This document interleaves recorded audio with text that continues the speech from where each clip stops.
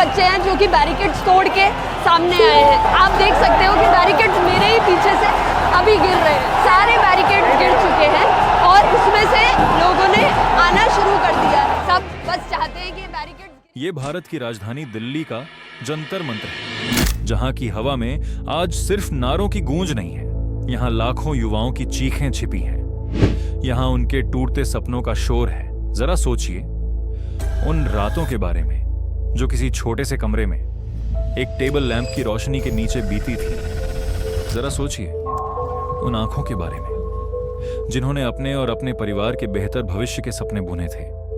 सालों तक रात रात भर जाग कर पढ़ाई करना, किताबों के पन्नों में अपनी पूरी जवानी खपा देना और हर सुबह इस उम्मीद के साथ जागना कि एक दिन, हाँ एक दिन मेरी मेहनत जरूर रंग लाएगी। लेकिन फिर एक दिन अचानक सब कुछ बिखर जाता है जब आखिर में पता चलता है कि जिस परीक्षा के लिए, जिस नौकरी के लिए उसने अपनी पूरी जिंदगी दांव पर लगा दी थी, उसका पर्चा तो महीनों पहले किसी अंधेरे कमरे में बिक चुका था। लेकिन ठहरिए और खुद से एक सवाल पूछिए, क्या यह सिर्फ किसी एक परीक्षा का मामला है? क्या यह सिर्फ एक दो पेपर लीक की घटना है, या फिर यह भारत की नसों में धीरे धीरे फैल चुके उस जहर का नतीजा है जिसे हम भ्रष्टाचार कहते हैं?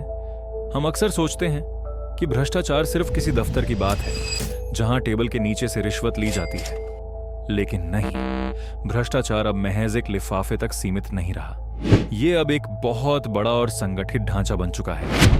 एक ऐसा सिस्टम जहां आपकी मेहनत, आपकी काबिलियत और आपकी योग्यता की कोई कीमत नहीं है, जहां सब कुछ पैसों के तराजू पर तौला जाता है और जहां बोलियां लगाई जाती हैं युवाओं के भविष्य की।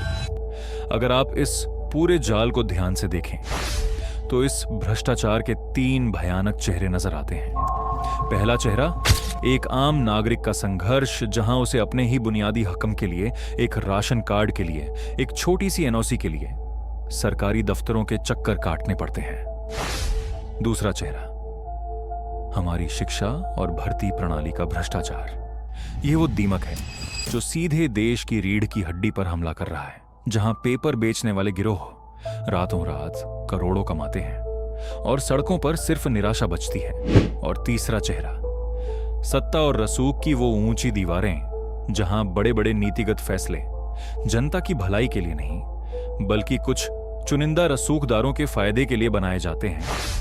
जब पानी सिर से ऊपर गुजर जाता है और जब व्यवस्था अंदर से पूरी तरह खोखली होने लगती है, तो फिर उसकी गूंज संसद के कमरों में नहीं, सड़कों पर सुनाई देने लगती है। आज जंतर मंतर पर धूप में, बारिश में और पुलिस की लाठियों के आगे खड़ा यह युवा सिर्फ किसी एक रद्द हुई परीक्षा का विरोध नहीं कर रहा, वो खड़ा है उस पूरे सड़ चुके सिस्टम के खिलाफ।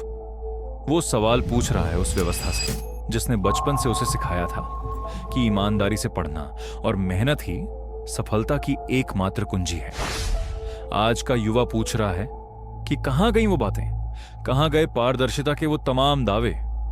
एक तरफ हम डिजिटल इंडिया की बात करते हैं, हम आधुनिक भारत का सपना देखते हैं, और दूसरी तरफ टेलीग्राम के ग्रुप्स में लाखों में पेपर बिक रहे होते हैं, और जब घोटाले सामने आते हैं तो मुख्य गुनहगार आसानी से कानून के शिकंजे से साफ बच निकलते हैं। ऐसे में देश के हर एक होनहार छात्र का भरोसा टूटता है, और जब एक युवा का भरोसा टूटता है तो पूरे देश की नींव हिल जाती है। जंतर मंत्र की जमीन पर गिरता हुआ हर एक आंसू और वहां उठ रही हर एक बुलंद आवाज महज एक विरोध प्रदर्शन नहीं है, यह इस देश के लिए और इस समाज के लिए एक बहुत बड़ी और गंभीर चेतावनी है। याद रखिए, जिस देश में शिक्षा नीलाम होने लगे, जहां मेहनत हार जाए और भ्रष्टाचार जीत जाए, उस देश का भविष्य कभी सुरक्षित और उज्जवल नहीं हो सकता। आज सवाल यह नहीं है कि सरकारें कब जागेंगी या यह सिस्टम कब बदलेगा। आज सबसे बड़ा सवाल यह है कि इस भ्रष्टाचार की इतनी भारी कीमत आखिर कब तक और क्यों देश का मासूम युवा चुकाता रहेगा।